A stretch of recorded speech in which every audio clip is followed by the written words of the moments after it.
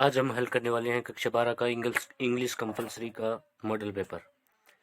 जिन्होंने अभी तक चैनल को सब्सक्राइब नहीं किया है वो अभी सब्सक्राइब कीजिए, वीडियो को लाइक कीजिए ताकि हमें भी मोटिवेशन मिलता रहे, आपको भी नया नया कंटेंट मिलता रहे। तो चलो शुरू करते हैं।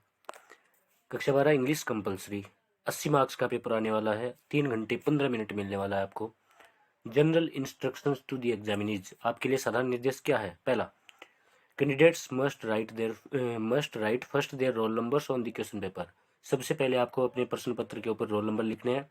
Second, all the questions are compulsory, सारे प्रश्न का क्या है? अनिवार्य है। तीसरा, write the answer to each question in the given answer book only, जो आपका आंसर शीट दी जाने वाली है उसके अंदर ही आपको अपने आंसर्स लिखने हैं। चौथा, for questions having more than one part, the answer to those parts are to be written together in continuity। बहुत ही ज़्यादा इंपॉर्टेंट पॉइंट है ये कि जो भी प्रश्न है जिसके कई पार्ट है, जैसे 10-15 पार्ट है, 12 पार्ट है, 9 पार्ट है, 10 पार्ट है, उनको एक साथ करना है, कंटिन्यूटी के अनुसार करना है। पहला पॉइंट, फिर दूसरा, फिर तीसरा, फिर चौथा। ऐसे नहीं है कि फर्स्ट क्वेश्चन के 9 पार्ट है तो आपने एक कहीं पे कर रखा है, दूसरा कहीं पे कर रखा है, वो मान्य नहीं होगा। फिर fifth number, this paper is divided into 4 section A B C and D, all section are compulsory. यानी इस पेपर के 4 भाग है, ए बी सी और डी, और चारों ही आपको करने हैं। अब चलते हैं section number A. Section number A compressive part, यानी बोले तो पैसेज, अनसीन पैसेज आने वाला है। अनसीन पैसेज को सोल्व करते समय आपको बहुत ही सावधानी बरतनी है। जिसको कुछ भी नहीं आता, जो अनपढ़ है बिल्कुल, लेकिन किसी न किसी तरह से कक्षा 12th में हो गया है, उनके लिए पास होने का माध्यम है पैसेज। और पास कैसे होना है इनके अंदर? देखो, आपको शब्द मिलाने हैं। पर्सन के जो शब्द है वो पैसेज की लाइन से मिलाने हैं और वो छाप देना है जिस लाइन के अंदर वो शब्द है। तो चलो शुरू करते हैं। Read the following passage carefully and answer the questions that follow, कि इस पैसेज को ध्यान से पढ़िए और इसके नीचे जो प्रश्न दिए गए उनके उत्तर लिखिए। पहला क्या है? All round development of man is true aim of education. Important line है कि एक बच्चे का, एक आदमी का सर्वांगीण विकास, पूरी तरह से विकास करना ही शिक्षा का क्या है? सत्य उद्देश्य है, एम है। It should not train only the head, यह केवल सिर को, दिमाग को ही विकसित नहीं करनी चाहिए, बट ऑल्सो हैंड्स, हाथों को भी विकसित करनी चाहिए। मतलब आपको कौशल भी दिया जाना चाहिए, प्रैक्टिकल्स भी करने चाहिए। एंड द हार्ट, और जो हमारा हृदय है उसके अंदर भी नैतिकता भर देनी चाहिए शिक्षा के द्वारा, केवल बिजनेस माइंड ही नहीं होना चाहिए। बट और present system of education has miserably failed to achieve this aim, लेकिन हमारा जो वर्तमान का शिक्षा तंत्र है, एजुकेशन सिस्टम है, वो बहुत ही बुरी तरह से इस गोल को, इस उद्देश्य को प्राप्त करने में फेल हो गया, असफल हो गया। It suffers from many grave defect, इसके अंदर बहुत बड़े बड़े डिफेक्ट है, कमियां हैं, खामियां हैं। The present system of education was founded by the British for their own convenience, ये जो वर्तमान का शिक्षा तंत्र है वो ब्रिटिश के द्वारा, इंग्लिश मैन के द्वारा, उनकी सुविधाओं के लिए ही लागू किया गया था। Lord Macaulay was the father and founder of this system. तो हमारे एजुकेशन सिस्टम का फादर, पिता और फाउंडर, जनक कौन है? Lord Macaulay. इंपॉर्टेंट है। He wanted it to produce clerks, और उन्होंने इसका आविष्कार क्यों किया? क्योंकि उनको क्लर्क बनाने थे। टू हेल्प द ब्रिटिश, अंग्रेजों की सहायता करने में। इन रनिंग देयर एडमिनिस्ट्रेशन, अपने प्रशासन को चलाने में। Today the English have gone but the same old system of education still continues. आज जो अंग्रेज में है वो जा चुके हैं, लेकिन उनका जो वही पुराना सिस्टम है, तंत्र है, वो अभी भी जारी है। वी आर फ्री, हम आज़ाद हैं, बट वी आर स्टिल स्लेव्सली, स्लेव्सली यानी गुलामी, दास्तान। Following the system evolved by the British. Evolved important है। इवोल्ड का अर्थ क्या होता है? विकसित किया जाना, डेवलप्ड किया जाना। यानी आज हम आज़ाद तो हो चुके हैं, लेकिन अभी भी हम उस गुलामी के सिस्टम को, जो अंग्रेजों के द्वारा विकसित किया गया था, उसको ही फॉलो कर रहे हैं। This system of education has many defect, इस सिस्टम के अंदर बहुत सारी खामियां हैं। इट मस्ट बी चेंज्ड, यह बदला जाना चाहिए। एंड ओवरहेल्ड, ओवरहेल्ड का मतलब होता है रिपेयर करना, मरम्मत करना, और इसकी क्या की जानी चाहिए? मरम्मत करनी चाहिए। The greatest defect in over present system of education is that it is too theoretical.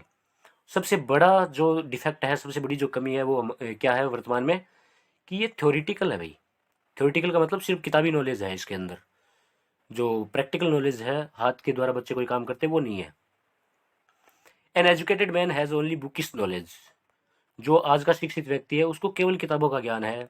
He knows nothing about practical things, उसे प्रैक्टिकल चीज़ों के बारे में कुछ भी नहीं पता, प्रायोगिक चीज़ों के बारे में कुछ भी नहीं पता। He finds that his education has not made fit to do any useful work for his society, और वो ये पाता है कि उसकी जो शिक्षा है उसके द्वारा वह अपने समाज के लिए कोई भी उपयोगी काम नहीं कर सकता। The present system of education does not teach us the dignity of labour, बहुत इंपॉर्टेंट है। वर्तमान का जो शिक्षा तंत्र है वो हमें लेबर की यानी काम करने की डिग्निटी को, गरिमा को, प्रतिष्ठा को नहीं बताता है, नहीं सिखाता है। A student is not taught और trained to do things with his hands, एक विद्यार्थी को जो चीज़ें हैं वो नहीं सिखाई जाती या उसको ट्रेंड नहीं किया जाता अपने हाथों से काम करने के लिए। मैनुअल और physical labour finds no place in education, आदमी का जो शारीरिक परिश्रम है या हाथों से काम करना है, मैन्युअली काम करना है, उसकी कोई जगह नहीं है इस एजुकेशन सिस्टम में। Educated young man are fit only to be clerk in office, आज के जो शिक्षित व्यक्ति हैं वो केवल क्या है, क्लर्क ही बन सकते हैं ऑफिस के अंदर ही काम कर सकते हैं। They look down upon manual labour, और जो हाथों के द्वारा काम करते हैं, जो परिश्रम करते हैं लोग बाग, उनकी ओर वो घृणा की दृष्टि से देखते हैं, बढ़िया तरीके से नहीं देखते। They consider it below the dignity to work with their hands in fields और फैक्ट्रीज, और जो हाथों से काम करने वाले हैं, श्रमिक हैं, उनके काम को वो बहुत ही क्या है मानते हैं, बहुत ही प्रतिष्ठा के, गरिमा के नीचे मानते हैं, जो फील्ड और फैक्ट्रीज में काम करते लोग बाग हैं। Vocational education is the need of the hour, यानी वर्तमान में किस चीज़ की ज़रूरत है, वोकेशनल एजुकेशन की ज़रूरत है। वोकेशनल मतलब होता है व्यावसायिक, प्रोफेशनल एजुकेशन, जो कुछ बच्चों को सिखा सके, किसी फील्ड में परफेक्ट कर सके। We need more and more technician, engineers and doctors, हमें बहुत अधिक मात्रा में टेक्नीशियन यानी तकनीक वाले तकनीज्ञ चाहिए, इंजीनियर्स चाहिए और डॉक्टर्स चाहिए।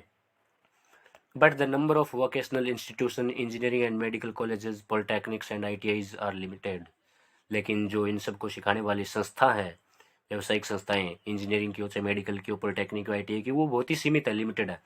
ए large number of young man and women who can do as well technician are deprived of technical और वोकेशनल नॉलेज, जो भी युवा पुरुष और महिलाएं हैं जो टेक्नीशियन बन सकते हैं, वो वंचित है टेक्निकल नॉलेज से, तकनीकी ज्ञान से, व्यावसायिक ज्ञान से। The present system of education gives too much importance to English, बहुत ही बढ़िया बात है। वर्तमान का जो शिक्षा तंत्र है वो सबसे ज़्यादा महत्व किसको देता है, अंग्रेजी को देता है, कि जिसको अंग्रेजी आती है उसको सब कुछ आता है, उसी की पर्सनैलिटी को बढ़िया माना जाता है। एट मैनी प्लेसेस, कई जगहों पर, it is the medium of instruction, जो निर्देश दिए जाते हैं वो किस में दिए जाते हैं, इंग्लिश में ही दिए जाते हैं। इंग्लिश में भी एन इंटरनेशनल लैंग्वेज, इंग्लिश एक अंतर्राष्ट्रीय भाषा हो सकती है। It may have reach treasures of science and literature, बहुत इंपॉर्टेंट है, इसके अंदर विज्ञान के और साहित्य के खजाने भरे हो सकते हैं, क्योंकि जो भी साइंटिस्ट होते हैं वो अपने साइंटिफिक पेपर को किस में पब्लिश करवाते हैं, इंग्लिश में पब्लिश करवाते हैं, ताकि जो सारे कंट्रीज के जो लोग बाग हैं वो देख सकते हैं, इंग्लिश में पढ़ सकते हैं, समझ सकते हैं। But it can never be और नेशनल लैंग्वेज, लेकिन ये हमारी राष्ट्रीय भाषा नहीं हो सकती। Education must be imparted in the mother tongue, शिक्षा को हमेशा ही मातृभाषा के अंदर दिया जाना चाहिए। This will save much talent of the country from going waste, और जो देश का टैलेंट है जो वेस्ट हो रहा है इसको बचाया जा सकता है मातृभाषा में शिक्षा दे करके। A number of commissions have been set up since the dawn of independence to plan afresh the country's system of education, यानी बहुत सारे कमीशंस, बहुत सारे आयोग बिठाए जा चुके हैं आज़ादी के बाद से, जब तक आज़ादी का उदय हुआ था उससे, ताकि हम जो शिक्षा का नया तंत्र है उसको विकसित कर सकें, उसके बारे में प्लानिंग कर सकें। आफ्टर मच थॉट, बहुत सारे सोच विचार के बाद, द 10+2+3 सिस्टम वाज इंट्रोड्यूस्ड, कौन सा सिस्टम इंट्रोड्यूस किया गया है, 10+2+3 system. It was design to divert the students to different fields and vocations according to their talent and the needs of society. इसका उद्देश्य क्या है 10+2+3 का, कि ये विद्यार्थियों को डाइवर्ट कर सके। डाइवर्ट करने का मतलब ऐसे नहीं है उनका ध्यान भटका सके, इनका मतलब है कि जो वो अलग अलग और भी फील्ड हैं उनके अंदर भी बच्चे जा सके, व्यवसाय के अनुसार, उनके टैलेंट के अनुसार, समाज की आवश्यकता के अनुसार। बट परंतु different states have taken to it only half heartedly, यानी जो बहुत सारे राज्य हैं ना हमारे देश के, उन्होंने इसे सीरियसली नहीं लिया है, मन मार के ही इसको लागू किया है, ज़्यादा सीरियसली लागू नहीं किया। As the things stand today, आजकल की जो चीज़ें हैं, the 10+2+3 system has become a riddle, riddle यानी पहेली, ये एक पहेली बन चुका है, लोगों को समझ ही नहीं आ रहा है कि है क्या एक्चुअल में 10+2+3 system. No one knows what exactly it is, कोई नहीं जानता कि वास्तव में ये क्या है।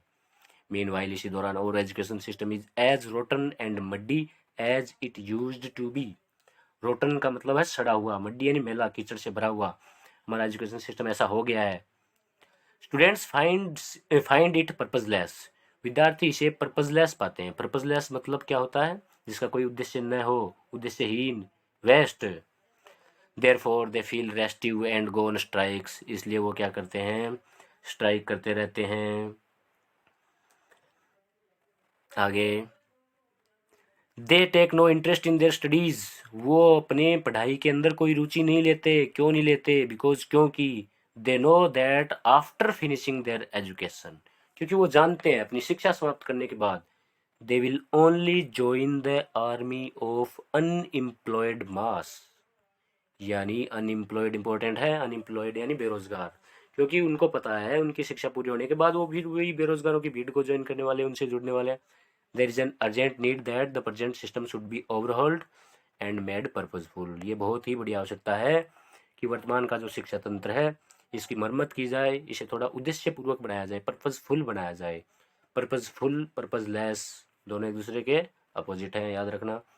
तो question number 1, what is the true aim of education, education का वास्तविक उद्देश्य क्या है। तो हमारे पैसेज की सबसे पहली लाइन क्या आई थी, all round development of man is the true aim of education, तो यही वास्तविक उद्देश्य है, ऑल ओवर डेवलपमेंट आदमी का। और भी हम लिख सकते हैं इसके साथ क्या, कि it should train the head, hands and the heart, यानी हाथों को, सिर को और हृदय को, इन सब को ट्रेन कर देना चाहिए इसके द्वारा। तो इसका आंसर क्या होगा, the true aim of education is all round development of man, it should train the head, hands and heart. Question number 2, who was the father and founder of the present system of education. इन जो अंग्रेज था ना, Lord मैकुलरी, उसके बारे में पूछा जा रहा है कि जो ये सिस्टम है एजुकेशन का, इसका पिता और जनक कौन था, फाउंडर कौन था, खोजकर्ता कौन था, तो लॉर्ड मैकुलरी आया था आंसर में।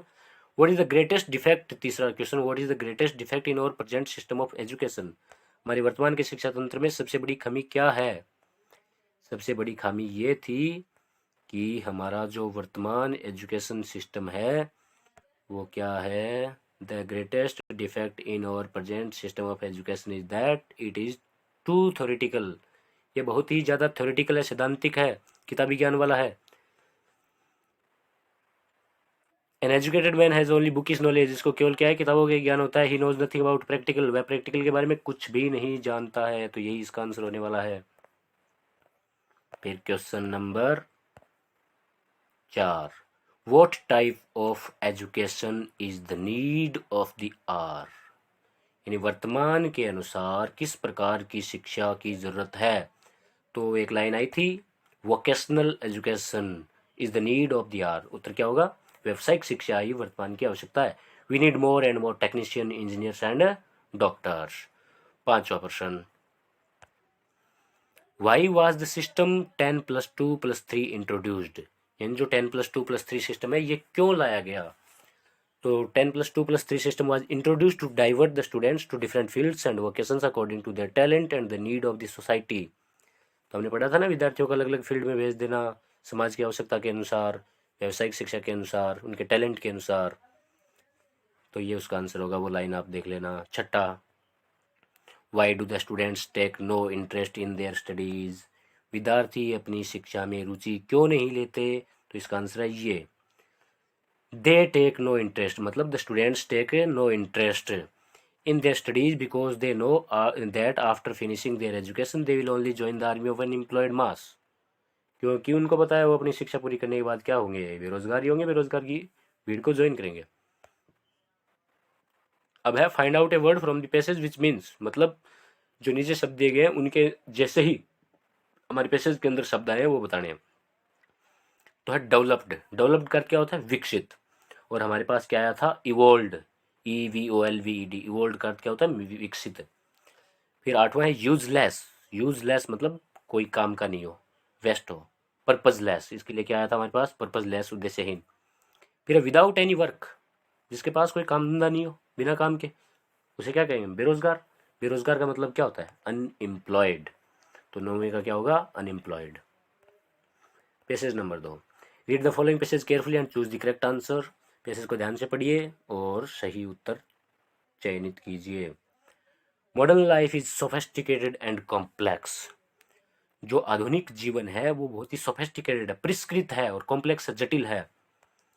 Simple living and high thinking is a thing of past. आजकल जो साधारण सोचना, साधारण जीना और बढ़िया सोचना, वो क्या है, भूतकाल की चीज हो चुकी है। Complex living and low thinking has replaced this motto. जटिलता पूर्वक जीवन, कम सोचना, इस मोटो को रिप्लेस कर दिया, इस सिद्धांत को रिप्लेस कर दिया है, बदल दिया है। Most of the people are artificial and sophisticated. अधिकतर लोग बाग क्या है, आर्टिफिशियल है। आर्टिफिशियल इंपॉर्टेंट शब्द अभी। आर्टिफिशियल का अर्थ क्या होता है, कृत्रिम, जो इंसान के द्वारा बनाया गया हो। और इसका अपोजिट क्या होगा, नेचुरल, प्राकृतिक, जो प्रकृति के द्वारा बनाया गया हो। They have one thing in their heart and another on their lips. उनके हृदय में, दिल में तो कोई चीज़ और होती है और उनके होठों पर कोई और चीज़ होती है। मतलब वो मन के अंदर कुछ और रखते हैं, बोलते कुछ और हैं। Majority of people in the cities are deceitful. Deceitful का अर्थ क्या होता है, छल कपट करना। मेजोरिटी यानी बहुलता, और इसका मेजोरिटी का अपोजिट क्या होगा, माइनॉरिटी। तो अधिकतर लोग बाग जो शहर के अंदर है वो क्या है, डिसाइडफुल हैं, छल कपट करने वाले लोग बाग हैं। Face is no more the index of mind. आज वो बात नहीं रही है कि किसी के चेहरे को पढ़कर आप बता सकते हो उसके दिमाग में क्या चल रहा है। Only expert psychologist can study the character of a man from the outlook of a person. केवल जो एक्सपर्ट साइकोलॉजिस्ट है, जो विशेषज्ञ मनोविज्ञानी है, वही केवल पढ़ सकते हैं आदमी के चरित्र को, जिस प्रकार से वो दिखाई देता है उसे देखकर। The world is full of cheats and robbers. ये संसार है वो चीट करने वालों से, चोरी करने वालों से भरा पड़ा है। Many a man with simple looks may be A crook in reality. यानी बहुत सारे आदमी तो जिनको देख कर ये लगता है कि ये तो बहुत साधारण आदमी है, वो वास्तव के अंदर एक क्रूक हो सकता है, एक अपराधी हो सकता है। It is world of make belief and show business. ये संसार कैसा है, भरोसा दिलाओ, व्यवसाय करो। Acting and mannerism are the rule of the day. Acting यानी अभिनय करना, मैनरिज्म यानी तौर तरीके, यही आजकल के राज करने का तरीका है। रूल ऑफ द डे, दिन का यही रूल है। The new generation is clear and smart. आजकल की जो नई जनरेशन है, नई पीढ़ी है, वो बहुत ही क्या है, स्पष्ट और चालाक है, स्मार्ट है, चतुर है। It is beyond recognition. ये पहचान के बाहर है। You can not identify them. आप उनको नहीं पहचान सकते। Very few people are dependable in respect of their character and integrity. यानी बहुत ही कम लोग बाग क्या है, डिपेंडेबल हैं, डिपेंड करते हैं, निर्भर रहते हैं इन respect of their character. Character मतलब क्या होता है, चरित्र। और इंटीग्रिटी, इंटीग्रिटी का मतलब वैसे तो संगठन होता है, लेकिन यहाँ पे क्या होगा, ऑनेस्टी, ईमानदारी। In this world of complexity and artificiality manners are all important. इस संसार में जो जटिलताओं से, कृत्रिमताओं से भरा पड़ा है, इसके अंदर क्या है इम्पोर्टेंट, केवल और केवल मैनर ही इम्पोर्टेंट है, तौर तरीके ही इम्पोर्टेंट है। You can not move in society unless you know about good manners and possesses them. आप इस सोसाइटी के अंदर आगे नहीं बढ़ सकते अनलेस, जब तक कि आपको नहीं पता हो गुड मैनर्स, अच्छे मैनर्स के बारे में, एंड पजेस देम, आप जब तक उनको ग्रहण नहीं कर लेते, धारण नहीं कर लेते। Even if you may not have good meals, यहाँ तक कि आपके पास अच्छा खाना भी नहीं हो, you have to maintain certain minimum standards of dress and makeup. फिर भी आपको अच्छे कपड़े रखने होंगे, अच्छा दिखना पड़ेगा आपको। Manners have become a part and parcel of life. आजकल मैनर क्या बन चुका है, हमारे जीवन का हिस्सा बन चुका है, पार्सल बन चुका है। Without proper manners you are not welcome anywhere. बिना बढ़िया तौर तरीकों के आपका कहीं स्वागत नहीं किया जाएगा। How ever honest may be your intention. आपका इरादा भले ही कितना ही ईमानदारी का हो, and how ever innocent your behaviour, और कितना ही निर्दोष आपका व्यवहार हो, unless you can put up tactful soft manners you will not earn respect of your fellow beings. जब तक आप कुछ मैनर्स नहीं रख लेते, तब तक आपको जो लोग बाग है उनकी इज्जत नहीं मिलेगी, वो आपको इज्जत नहीं देंगे। For good manners you must maintain a good personality. और अच्छे मैनर के लिए आपको, आपकी पर्सनैलिटी है वो भी अच्छी होनी चाहिए, आपका व्यक्तित्व अच्छा होना चाहिए। A clean dress, a clean body, well brushed hair, style of dress in keeping with the times, a good power of speech and conversation, a certain patience in giving ears to the other party are necessary qualification of a man professing to know manners. इन जिस आदमी के पास ये कहा जाता है कि manners है, उनके अंदर कौन कौन सी क्वालिटी होनी चाहिए, आपकी ड्रेस बढ़िया होनी चाहिए, आपकी बॉडी, आपका शरीर साफ सुथरा होना चाहिए, बढ़िया तरीके से आपने बाल वाल कंघी किए हुए होने चाहिए, आपके कपड़ों की स्टाइल भी बढ़िया होनी चाहिए, और आपके पास स्पीच की पावर होनी चाहिए, बोलने की शक्ति होनी चाहिए, कन्वर्सेशन बातचीत की होनी चाहिए, और आपके पास निश्चित धैर्य भी होना चाहिए ताकि आप लोगों को भी समय दे सकें। यही नेसेसरी क्वालिफिकेशन है। These qualifications are important for success in any walk of life. जीवन के किसी भी दौर में ये सारी की सारी क्वालिफिकेशंस, योग्यताएं होना इंपॉर्टेंट है, आपको सफलता चाहिए तो। There importance is all pervading. There importance, उनकी जो इम्पोर्टेंस है, महत्व है, ये सब क्या है? परवेडिंग है। परवेडिंग का अर्थ क्या होता है? यूनिवर्सल, सर्वव्यापी, जो हर जगह व्याप्त हो, जो हर जगह मिले, उसे क्या बोलते हैं? परवेडिंग। इन मॉडर्न टाइम्स, आधुनिक समय में। सिंप्लिसिटी, साधारणता, इनोसेंस, एकदम निर्दोषीपन, ऑनेस्टी, ईमानदारी, एंड सिमिलर ट्रेड्स, और इसके जैसे ही लक्षण, this kind have lost their values, ये अपनी वैल्यूज को खो चुके हैं, अपने महत्व को खो चुके हैं। These trades make a simpleton of any intelligent person in modern society. Simpleton का अर्थ होता है मूर्ख, बुद्धू टाइप का। A man who is not called intelligent, एक आदमी जिसको होशियार नहीं कहा जाता, क्या कहते हैं उसे? सिंपलटन कहते हैं। क्वेश्चंस, पहला question, what according to the author is sophisticated and complex. Author के अनुसार, लेखक के अनुसार, क्या है जो सोफिस्टिकेटेड, परिष्कृत है, एंड कॉम्प्लेक्स, और कठिन है? तो हम किसके बारे में बात कर रहे थे? मॉडर्न लाइफ के बारे में बात कर रहे थे या एंशियंट लाइफ के बारे में? एंशियंट लाइफ नहीं, ओल्ड लाइफ नहीं, ट्रेडिशनल लाइफ नहीं, तो क्या होगा आंसर? मॉडर्न लाइफ, आधुनिक जीवन। Which type of people according to the author do we find in majority in cities. लेखक के अनुसार किस प्रकार के लोग हमें अधिकतम रूप से शहरों के अंदर मिलते हैं? हेल्पिंग, सहायता करने वाले, पायस, ऑनेस्ट, या डिसाइडफुल। तो डिसाइडफुल, जो छल कपट वाले लोग हैं, वो ज़्यादा मिलते हैं हमें। What according to the author have become a part and parcel of life. इंसान के जीवन का हिस्सा क्या चीज़ बन चुका है? हाइजीन, स्वच्छता, ड्रेस, मैनर्स, नॉलेज। तो मैनर्स, क्योंकि मैनर्स के बारे में बात हो रही थी अभी। फिर question number 4, what have simplicity, innocence, honesty, and similar traits lost in modern life according to the author. ये लास्ट के अंदर आया था ना, सिंप्लिसिटी, इनोसेंस, इन सब ने क्या खो दिया है? देयर वैल्यूज, उनकी वैल्यू को खो दिया है। देयर एग्जिस्टेंस, अपने अस्तित्व को खो दिया है। देयर अवेलेबिलिटी, उनकी उपलब्धता को खो दिया है। देयर प्रेजेंस, उनकी उपस्थिति को खो दिया है। तो हमने क्या देखा था? देयर वैल्यूज, उनकी वैल्यू खो चुकी है। 5 number, choose from the following the opposite of natural. Natural का अपोजिट, उल्टा क्या होता है? नेचुरल का मतलब प्राकृतिक, तो इसका उल्टा क्या होगा? मानव निर्मित, कृत्रिम। आर्टफुल होगा, आर्टिस्ट होगा, आर्टिफिशियल होगा, आर्ट होगा, तो आर्टिफिशियल होगा, कृत्रिम। Choose from the following the similar word for spreading through and becoming noticeable. यानी कोई चीज़ जो फैल जाए और जिसकी ओर हर लोग ध्यान दें, उसे क्या बोलते हैं? उसे सर्वव्यापी बोलते हैं। तो इसका अर्थ क्या होगा? प्रिवेडिंग। तो अब इनके आंसर्स भी आप यहाँ से देख सकते हैं। ये आंसर हैं पहले का, दूसरे का, तीसरे का, चौथे का, पाँचवें का, छठे का, सातवें का, आठवें का, नौवें का। आप वीडियो को पॉज करके देख सकते हैं अगर आपको पहले समझ नहीं आया हो तो। और ये सेकंड पैसेज के आंसर हैं, first, second, third, fourth, fifth और सिक्स्थ के। अब आते हैं हम question number 3। Mister Rajveer Gupta